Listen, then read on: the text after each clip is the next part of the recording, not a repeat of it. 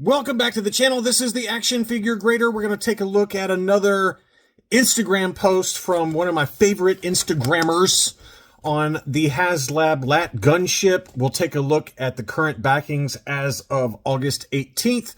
And then I've got some recent sales on eBay for the vintage collection. I've got a couple of shout outs that I need to give. First, Gary Wallace. He is a Patreon supporter. He sent me a YouTube super. So thank you, Gary. And Gary's actually going to be in town with his wife visiting where I live in Tennessee. And we're going to get together for dinner. So I'm looking forward to that, Gary. And your lovely wife is a very patient woman if she can tolerate you. So look forward to hanging out here in a couple of weeks. And then I got a new Patreon member, Kevin Johns. So thank you, Kevin, for becoming a Patreon member. Really appreciate all of you guys that support the channel. Patreon.com/actionfiguregrader. All right, so let's take a look at some recent sales along with Rivs Junctionite, who is on Instagram. I always want to make sure to give credit where credit is due. Make sure to go follow this particular Instagram account. He does, or she does, weekly updates on the number of backers for the Haslabs as they are coming out each year. And this week he looked at the daily percent gain to get to the total number of backers needed, but it's a running moving average. So it's smoothing out the number of, by doing a running average, it's looking at the daily percent gained in order to get to that total of 8,000. And as you can see here, the yellow line is the gunship. The others are, just gives you an idea of how many per day, roughly, on a running, moving average basis, how many they usually get during these doldrums periods. And the Cantina obviously was a lot higher. The Rancor, though, the Black Series Rancor, which did not fund, has a higher daily percent gained than the gunship. And then the Riva's lightsaber, the Black Series lightsaber, which obviously also did not fund, that was at the very bottom. So basically what this is showing is that the gunship needs to pick up the pace if it's going to get backed. And just really quickly, I'll show you the write-up for it. And so this data that we just looked at is for the 14 days of doldrums so far, smoothed out by taking a 5-day moving average. And to put it in simpler terms, the gunship is averaging about 0.6% of the needed backers per day during the doldrums period. The Cantina was 1.3%. The Rancor was 0.9%. So again, the Rancor was higher. The Cantina gained 18.7% of the needed backers in the first 2 weeks of the doldrums. The Rancor gained 12.6%. The gunship has only brought in 8.3%.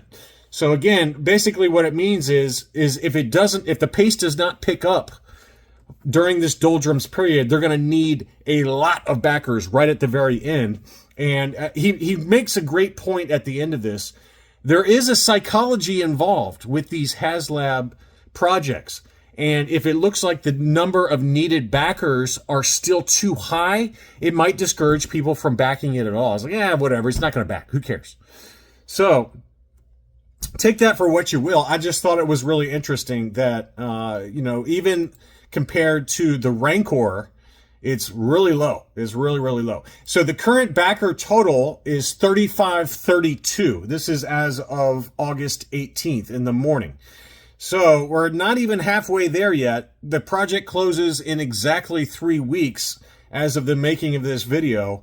And I gotta believe it's gotta be in that maybe 6,500 ballpark to have a chance during that last week to get that final push, which most of the Haslabs typically get.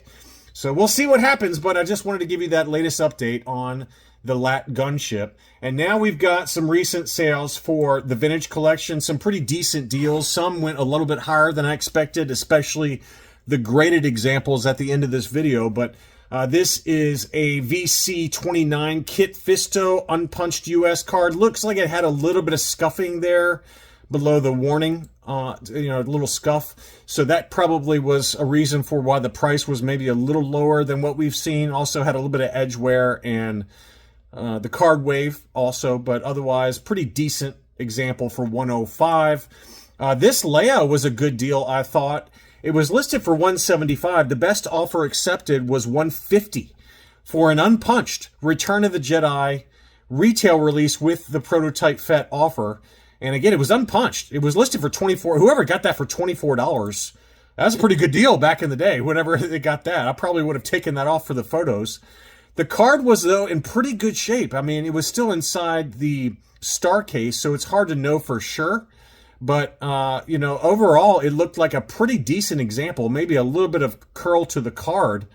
But for $150 for an unpunched Princess Leia slave outfit, that's a pretty decent deal. And you can see there what I was talking about. At the bottom of the card, it had a little bit of U shape going on, so you need to flatten it out a little bit. But $150, great deal. Next up, we've got Power Droid. He had a number of big-time sales that I wanted to show. This one was an unpunched VC-16 Obi-Wan Kenobi. That's a pretty desirable one in unpunched condition. Very clean card with the rocket-firing VCPO3 Boba Fett. $350, big number, though. But he gets the big numbers because they're all case fresh. He must just have an unlimited supply in a warehouse and is slowly selling them off. But that was a big number, $350 for Obi-Wan. And then he had some others that I actually sent out to my Patreon supporters in Buy It Now alerts, and a number of you did take advantage of those. So somebody bought the Commander Gree VC43. That one was $120. Can you find it for cheaper unpunched? Yeah, maybe. But, all of Power Droid's items, or the vast majority of them, are in really clean condition. He only shows one photo typically, but they come in star cases, and if they have defects, he's always really good about showing a close-up of the defect. If you don't see any close-ups other than just the single photo, it means they're case fresh.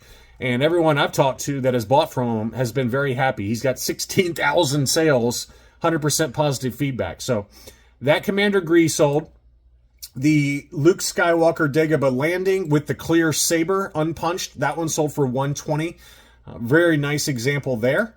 And I thought this was a great deal. I didn't see this one. This one did sell. But for both of the Razor Crest pack-ins unpunched, we got the Off-World Jawa Elder and then the Grogu with the chrome little basket, or prom, whatever you want to call it. That sold for $100 for both of them together. I mean, that's crazy how cheap those have gotten.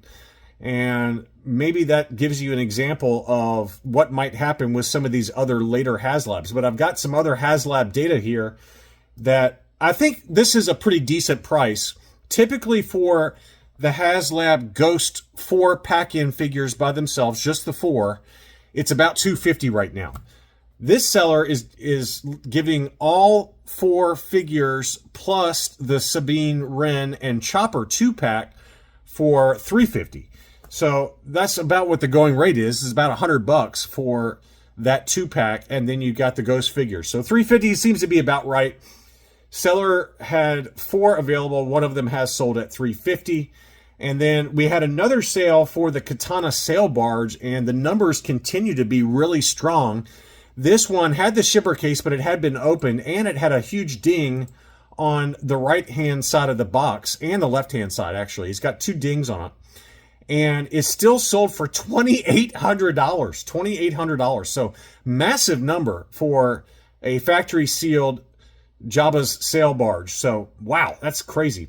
And then I've got some pre-sales for the Cantina aliens for the Cantina. And these are all pre-sales, admittedly, but I wanted to at least show them. And they're all going for about $90. And I found a bunch of sales for these. Multiple sales, 6, 7, 8, 9 sales. But all of them, Nabrun Leeds, Greedo, and then they're all selling pre-sales for $90. So you can probably expect them to go for about that price, maybe slightly more individually, at least to start. But again, when you go back and look at the Jawa Elder and the Grogu with the chrome basket, those started out about $150, and they slowly worked their way down to about $80 a piece. And that was kind of always the number in my mind. It's like, $75, $80 a piece. But those two I just showed you, they just sold for both of them together for $100. So just be aware that if you're not like a diorama guy and you don't collect the vehicles or the play sets and you just want the carded figures, you just might want to wait for a little bit before you start doing pre-sale. I wouldn't buy a pre-sale because you have no buyer protection by the time they actually arrive. But, even once they're in hand and people are selling them off, they're going to be going for big money because there's way more collectors, I think. Maybe I'm wrong, but there's way more collectors that just want the carded figures to complete their runs of all the different carded figures. And they're going to be paying big money out of the gate. And just wait for a little bit and maybe you'll get a better deal. I think you'll definitely get a better deal. This seller had the Stormtroopers of the Empire 3-pack. And I got to be honest with you, this is one of my favorite 3-packs. This one and the Heir to the Empire 3-pack, I think are, that's really like the multi-pack with the mint on cards. But in terms of the special action figure sets, I'm sure there's others that I just misremembering, but there's that multi-pack with the Hawks, the Mandalorian 4-pack, and then this one. This one is probably my favorite for the recent releases, though. It just looks so good, and it really harkens back to the Kenner days, but that is an awesome 3-pack. That one sold for $100, $100, not $300. And then I've got another data point for the Gunship. And we just talked about how, in the last video, about how if you got the Gunship factory sealed, the original Toys R Us exclusive Republic Gunship, and you're thinking about selling them or you got multiples of them, you might want to consider offloading them before this Haslab gets finished up in 3 weeks. And so the question is, number one, is it going to fund? It may not even fund, in which case this Republic Gunship may continue to shoot up in value. So that's the risk you're taking, right? The risk you're taking is if you sell it now and then the Republic Gunship Haslab doesn't actually fund, well, then maybe this one continues to go up in price, which it very well could. It could go the way of the AT-AT, the Return of the Jedi or ESB AT-ATs, or the Smuggler's Run Falcon, which have gone into the $600-700 range sometimes. This one was not perfect. It was listed for $600. The best offer accepted was $575. So again, if you don't care and you have multiples and you just want to, clear up some space in your collection room, then I think now's a pretty good time to do it. But if you're holding out for top dollar and you want these to go to $1,000, then that's the risk you're running. So I don't know. The box art on this is just so good, though. It's crazy now. It's crazy because now that I've seen the LAT Gunship and how much bigger and more detailed the paint apps are, I don't like the box art on the original nearly as much because I know what's possible. I'm like, it still looks really good. Don't get me wrong. It looks awesome. This is like the Battle of Geonosis, I guess, the arena battle. But man, it looks so cool. This is probably the Battle of Geonosis. This is not the arena battle. Maybe I'm wrong. It's got the droids. I don't know. But anyway, it's a really, really awesome box art. But I can't help but it looks so basic now. It looks so basic compared to the LAT Gunship that's currently underway. So anyway, it's a side tangent. To finish off, we've got some different graded examples, and they were kind of all over the board in terms of price.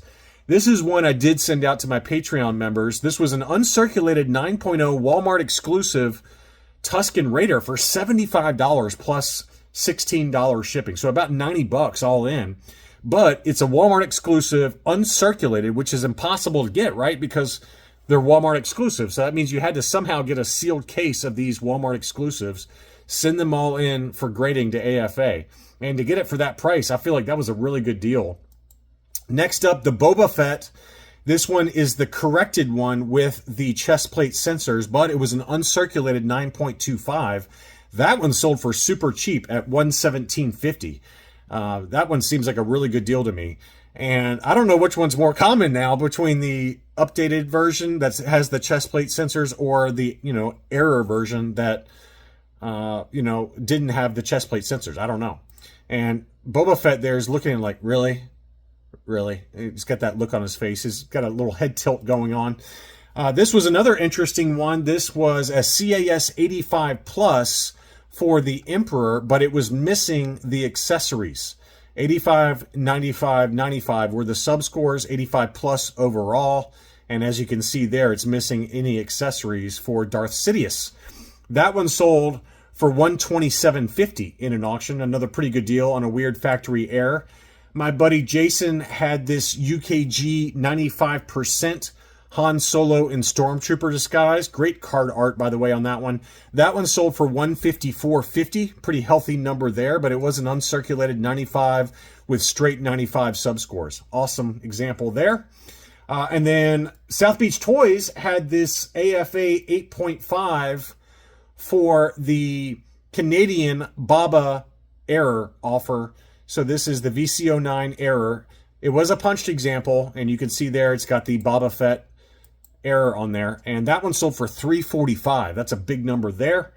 And then finally, this one was a Population 3 for the Luke indoor capture. This is one that I had on a what to buy video last week. And again, it was an uncirculated 9.5, one of only 3 in this grade and the highest graded. So that was a pretty sweet Luke indoor capture and further proof that high grade, low pop items, even modern, continue to command big money. That one sold for $401. Absolutely massive number on that one, but it was a beauty, and that's got some other, I mean, I forget when I go back and look at some of these older TVC, just how good some of the card art is. I love that one. That is just an awesome looking card back. So that is it for this episode of the Vintage Collection Roundup. I hope that you enjoyed it. Thank you so much for watching. Don't forget to leave me a like if you did, and I'll be back soon.